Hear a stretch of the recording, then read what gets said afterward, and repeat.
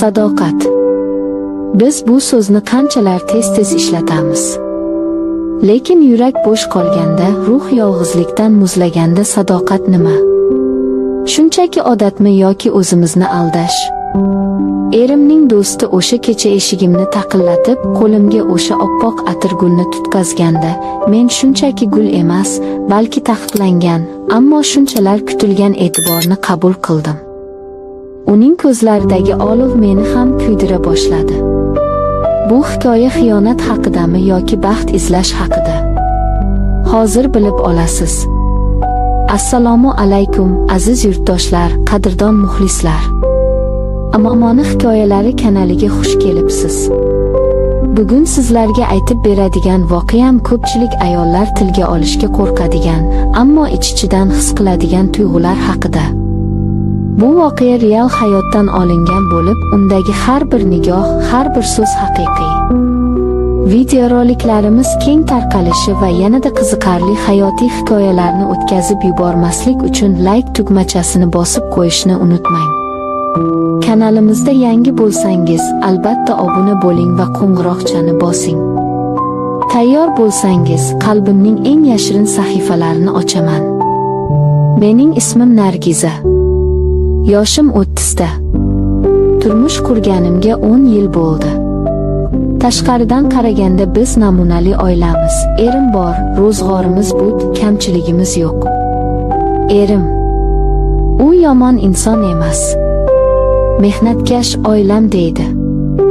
Lekin vaqt o'tishi bilan oramizdagi olov so'nib qoldi. U ishda charchab qaytadi, ko'pincha jim ovqatlanadi, keyin telefonga termulib yotadi. Ba'zan esa do'stlari bilan choyxonada, ulfatchilikda vaqt o'tkazadi.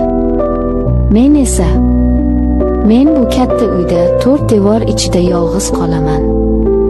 Ayol kishiga nima kerak? Oltinu zar emas, shunchaki bir og'iz shirin so'z, samimiy suhbat, bugun chiroyli bo'libsan degan maqtov. Mana shu oddiy narsalar mening hayotimda yo'qolib borayotgan edi. Qalbimda g'alati bir bo'shliq paydo bo'lgandi. Xuddi katta bir kosayu ichi bo'sh. Kimdir kelib uni to'ldirishini, menga suyanishini, dardimni eshitishini xohlardim. Erimning do'stlari ko'p edi. Ularning ba'zilari oilaviy bordi-keldi qilardik. Ba'zilari faqat ish yuzasidan kelardi. Ularning orasida biri bor edi. Ismi Jasur. U erimning eng yaqin do'stlaridan biri edi. Kelishgan, bosiq, doim o'ziga qarab yuradigan erkak.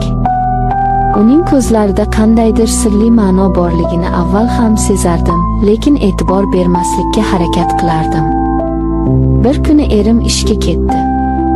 Kechqurun do'stlari bilan yig'ilishi borligini aytgandi. Kechroq kelaman, xavotir olma, dedi u eshikdan chiqib ketayotib. Men odatdagidek uy ishlarini qilib, kechki ovqatni yolg'iz yedim. Uy jimjit. Faqat soatning chiqillashi eshitiladi. Shu payt eshik qo'ng'irog'i chalindi. Yuragim bir dukillab ketdi.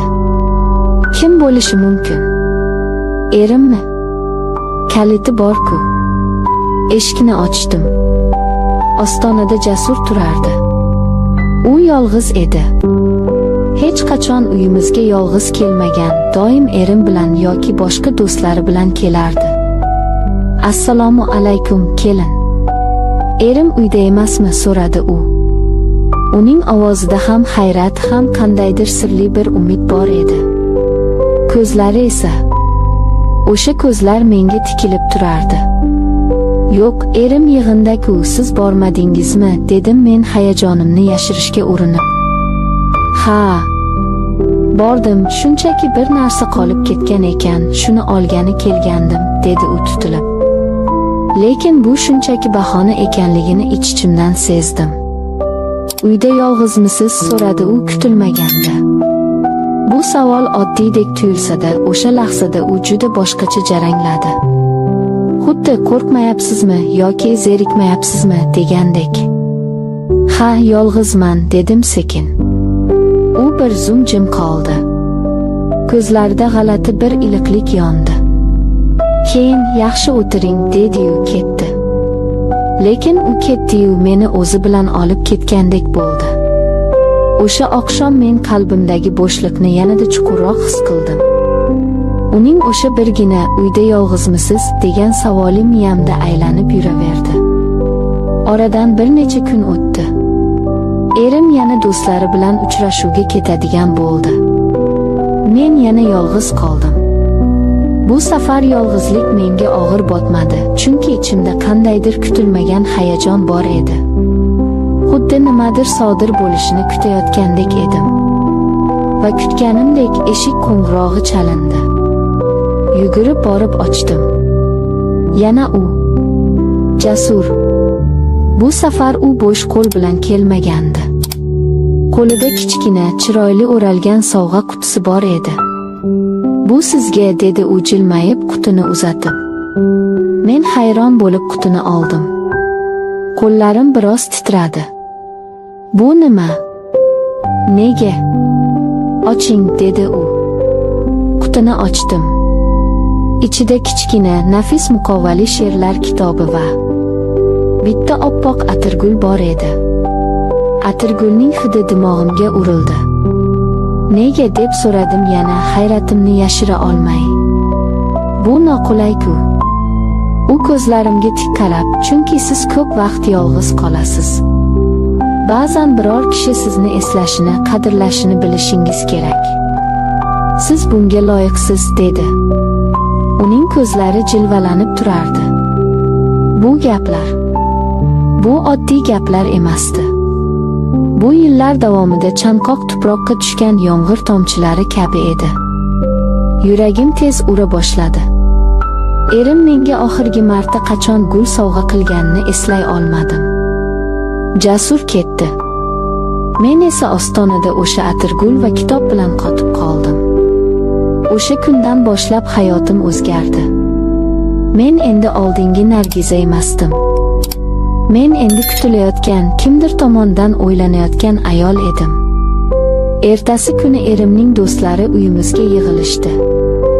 Men dasturxon tuzadim, choy damladim. Ular o'tirib suhbatlashardi, kulishardi. Men esa ularning orasida Jasurni kuzatardim.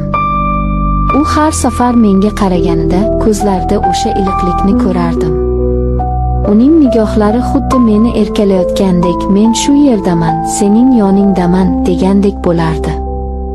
Boshqa do'stlarning ham qarashlarida nimadir borligini sezardim. Balki ular ham mening yolg'izligimni, erimning e'tiborsizligini payqashgandir. Har bir uchrashuv men uchun shirin bir azobga aylandi. Erimning yonida bo'la turib, xayolim boshqa odamda bo'lishi. Bu xiyonatmi? Yoki shunchaki baxt izlashmi? Men o'zimga savol berardim, lekin javob topolmasdim. Bir kuni Jasur oshxonaga suv so'rab kirdi. Men unga suv uzatdim. Qo'llarimiz bir lahza tegib ketdi. Tok urgandek bo'ldi. U menga yaqinlashib past ovozda dedi: "Siz juda kuchli ayolsiz, Nargiza. Lekin men ko'ryapman. Yuragingizda juda ko'p aytilmagan gaplar bor. Ko'zlaringiz, ular baxtsizlikdan qichqiryapti." Men yig'lab yuborishdan o'zimni zo'rg'a tiydim.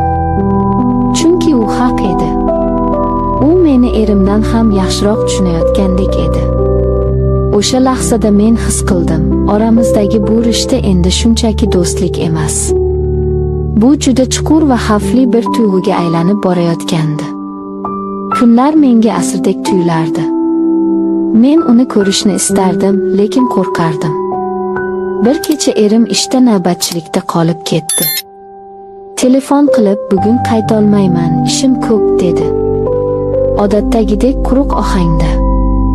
Men yolg'iz qoldim. Uy sukunat ichida. Derazadan oy nuri tushib turibdi. Ko'nglim g'ash. Soat millari 11lardan o'shganda eshik sekin taqilladi. Qo'ng'iroq emas, aynan taqillatish. Bu kim bo'lishi mumkin? Kim u, so'radim eshik ortidan. Men Jasurman. Bezovta qilmayapmanmi, dedi tanish ovoz. Yuragim dukillab ketdi. Nega keldi? Yarim kechasi. Lekin men eshikni ochdim. Uni ko'rish istagi qo'rquvdan ustun keldi. Kiring, dedim. U ichkariga kirdi. Biz mehmonxonada o'tirdik. U juda hayajonli ko'rinardi. Eringiz yo'qligini bildim. Shunchaki xabar olgani keldim. Yolg'iz zerikib qolmasin dedim, dedi u o'zini oqlamoqchi bo'lib. Suhbatimiz oddiy narsalardan boshlandi. Lekin sekinasta mavzu chuqurlashdi. U o'zining hayoti, orzulari haqida gapirdi. Men esa tingladim. Keyin u menga tikilib qaradi. Siz juda ko'p narsani yashirasiz, Nargiza. Har safar sizga qaraganimda ko'nglingizdagi og'irlikni ko'raman. Bu og'irlik sizni ezib yubormayaptimi? Men boshimni egdim. Bo'g'zimga nimadir tiqildi. Ba'zan odam hamma narsasi bo'lsa ham o'zini dunyoda eng yolg'iz insondek his qilarkan. Hamma yonida bo'lsa ham ichida bo'shliq bo'lishi mumkin, dedim pichirlab. U chuqur xo'rsindi. Men ham ko'p narsani his qilaman. Lekin aytolmayman. Chunki bu noto'g'ri deb o'ylayman. Bizning ko'zlarimiz to'qnashdi. O'sha nigohda minglab so'zlar bor edi. Istak, iztirob, qo'rquv va kuchli tortishish kuchi. Oramizdagi havo qizib ketgandek bo'ldi. Men o'zimni to'xtatmoqchi bo'ldim, lekin yuragim, yaqinlash, bu sening baxting, deb baqirardi. Jimlik cho'kdi. Faqat nafas olishimiz eshitilardi. U sekin qo'lini uzatib, stol ustidagi qo'limga tegdi. Uning barmoqlari issiq edi. Shu birgina teginish butun vujudimni larzaga soldi. Xuddi tok urgandek. Vaqt to'xtab qoldi. Kechirasiz, dedi u sekin qo'lini tortib olib. Lekin ko'zlari kechirma, men buni xohlayman, deb turardi. Men jilmaydim. Bu achchiq ammo baxtli tabassum edi. Hech qisi yo'q, dedim. Ichimda bo'ron turardi. Men erimdan yillar davomida kutgan o'sha mehr, o'sha e'tibor mana shu begona erkakda bor edi. Nega hayot bunchalar adolatsiz? U o'rnidan turdi. Ketishga chog'landi. Eshik oldiga borganda men o'zimni tuta olmay so'radim. Nega doim jim yurasiz? Nega ko'zlaringizda shuncha dard bor? U to'xtadi. Ortiga o'girilib menga qaradi. Ko'zlarida cheksiz bir g'am va sevgi aralash edi. Chunki siz do'stimning ayolisiz. Mening bu hislarimni aytishga, sizni sevishga haqqim yo'q, dedi u ovozi titrab. Bu so'zlar mening yuragimga o'qdek qadaldi. U meni sevadi. U ham qiynalyapti. Men jim qoldim. Gap topolmadim. Chunki u haq edi. Biz taqiqlangan yo'ldamiz. U ketdi. Men esa eshik ortida o'sha tunda butunlay bedor qoldim. Ertasi kuni tong otganda men o'zimni juda charchagan, lekin ayni paytda uyg'ongan his qildim. Birinchi marta o'zimni ayoldek his qildim. Lekin vijdonim meni qiynardi. Sadoqatmi yoki istak? Qaysi biri to'g'ri? Erim qaytdi. U hech narsani sezmadi. Yaxshi o'tirdingmi, deb so'radi xolos. Men unga qarab, ha, dedim, lekin ichimda men sensiz boshqa bir dunyoni kashf qildim, deb o'yladim. Kunlar o'tdi. Har safar erimning do'stlari bilan uchrashuv bo'lsa, Jasur kelardi. Biz endi bir-birimizga so'zsiz ham tushunardik. Uning uzoqdan termulishi, mening unga o'g'rincha qarashim. Bu bizning kichik sirlarimiz edi. Lekin men qo'rqaman. Bu o'yin qanchaga cho'ziladi? Bir kun kelib bu sir oshkor bo'lsa-chi? Erim bilsa nima bo'ladi? Ba'zan o'ylayman, balki bu shunchaki sinovdir. Yoki bu taqdirning menga bergan kechikkan sovg'asidir. Hozircha men jimman. Hozircha men o'sha atirgulni kitob orasida quritib saqlab yuribman. U mening yashirin baxtim, mening gunohim va mening umidim. Azizlar, bu mening hayotim, mening hikoyam. Hali bu hikoyaning oxiri yo'q. Biz hali ham shu chiziq ustidamiz. Bir qadam oldinga xiyonat, bir qadam orqaga baxtsizlik.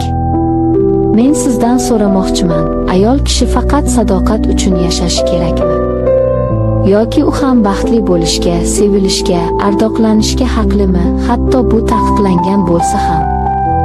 Balki siz meni qoralarsiz, balki tushunarsiz.